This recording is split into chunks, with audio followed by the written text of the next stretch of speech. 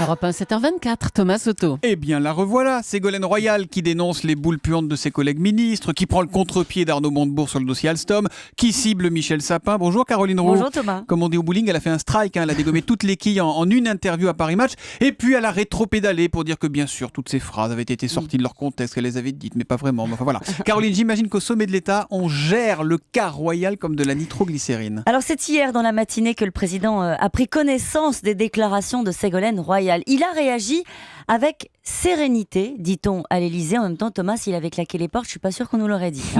Hasard du calendrier, une réunion sur la transition énergétique était programmée dans la matinée à l'Élysée. Autour de la table, Valls, Montebourg, Sapin et Royal. Donc ça a permis de recadrer la discussion sur le fond, me dit un conseiller du président. Et c'est donc tout naturellement à l'issue de cet entretien que l'ancienne candidate à la présidentielle a fait machine arrière devant la presse dans la cour de l'Élysée. Alors, à Matignon, le sujet est traité de manière chirurgicale. Écoutez la fermeté. Il y a eu un article de presse. De l'autre côté, la déclaration d'une ministre. Entre les deux, seulement 3 heures de polémique, l'incident est clos.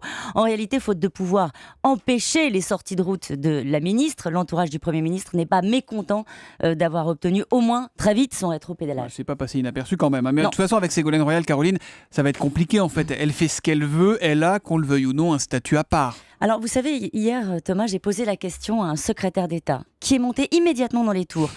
Que voulez-vous que je vous dise sur son statut particulier? Qu'elle a 4 enfants avec François Hollande, tout le monde le sait. En fait, les membres du gouvernement ont appris depuis longtemps à composer avec ce que j'appellerais le dossier Hollande-Royal.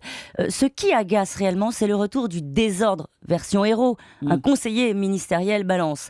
Les Français se moquent de savoir si elle a une parole libre, qu'elle se démarque en portant une vraie politique. Et en même temps, on se doute que personne n'est surpris, Caroline. Personne. Ni le Premier ministre, naturellement, ni le Président de la République. Ségolène Royal est singulière, ingérable, instinctive et ambitieuse, mais surtout intimement convaincue d'être au-dessus du lot. Son statut particulier, Thomas, elle le tient de sa candidature à la présidentielle. Elle garde la certitude qu'il y a un malentendu, qu'elle n'est pas à la bonne place. Alors on peut faire le pari qu'elle va rentrer dans le rang dans les prochains jours, jusqu'à la prochaine fois. C'est le principe de la nitroglycérine dont vous parliez, c'est qu'elle peut exploser à tout moment. C'est ça, il faut faire très L'info attention. politique de Caroline Roux, c'est tous les matins à 7h25 sur Europe 1. Et notez que tout à l'heure, à 8h20, c'est un des ministres mis en cause par Ségolène Royal, Michel Sapin, qui sera l'invité de Jean-Pierre Elkabbach pour l'interview politique d'Europe 1. À demain, Caroline. Demain.